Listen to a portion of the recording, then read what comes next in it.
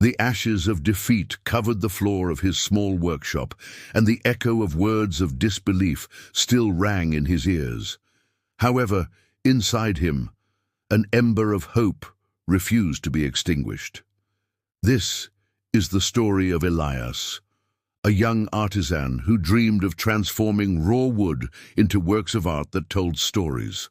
Growing up in a village where manual labor was seen only as a means of survival, his dreams were often ridiculed.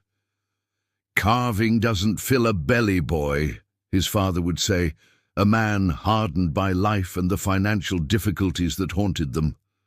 From an early age, Elias found refuge in the small shed in his backyard. With tools inherited from his grandfather, he would spend hours on end carving pieces of wood he found in the forest.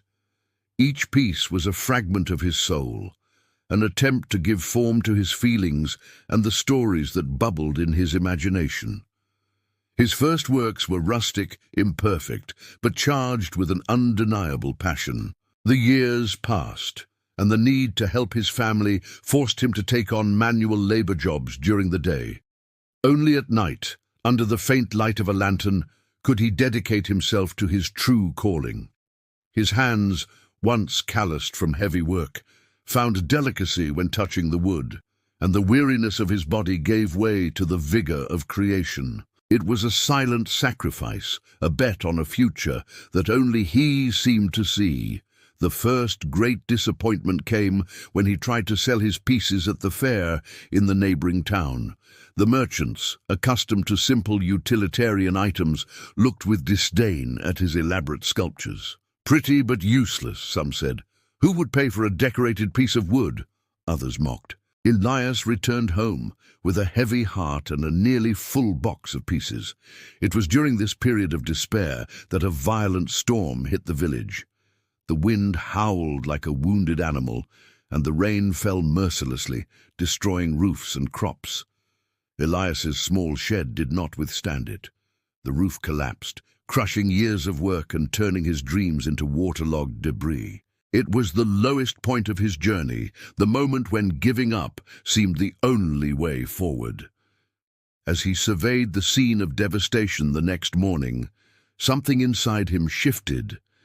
Amid the rubble, he spotted one of his first creations, a small wooden bird, scratched but intact. He took it in his hands, and in that instant, the ember of hope that refused to be extinguished turned into an intense flame. He would not give up. He would rebuild not only his workshop, but himself.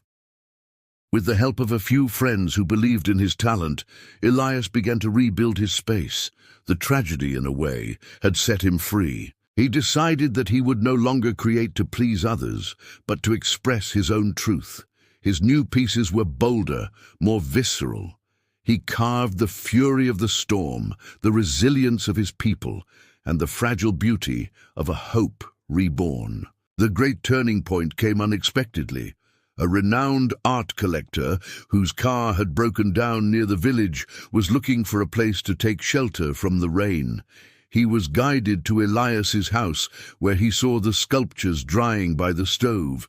The collector stood in silence for a long time, observing every detail, every line that told a story of pain, struggle, and overcoming. He not only bought all the pieces, but also became Elias's patron, investing in his art and organizing his first exhibition in a gallery in the capital. The news spread like wildfire. The village artisan became a phenomenon. The same people who had once ridiculed him now looked at him with admiration. Success did not change Elias's essence. He remained in his rebuilt workshop, with the smell of wood and varnish in the air. His hands still bore the marks of hard work, but now his eyes shone with the certainty of someone who had found his place in the world. His sculptures, born from loneliness and doubt, now traveled the world, touching the hearts of people he would never meet.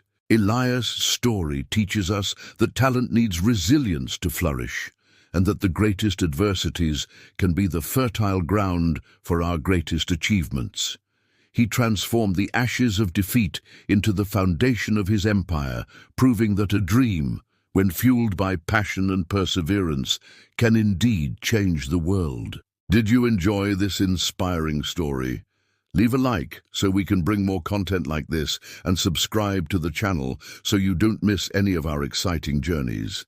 Your interaction helps us continue to tell stories that make a difference.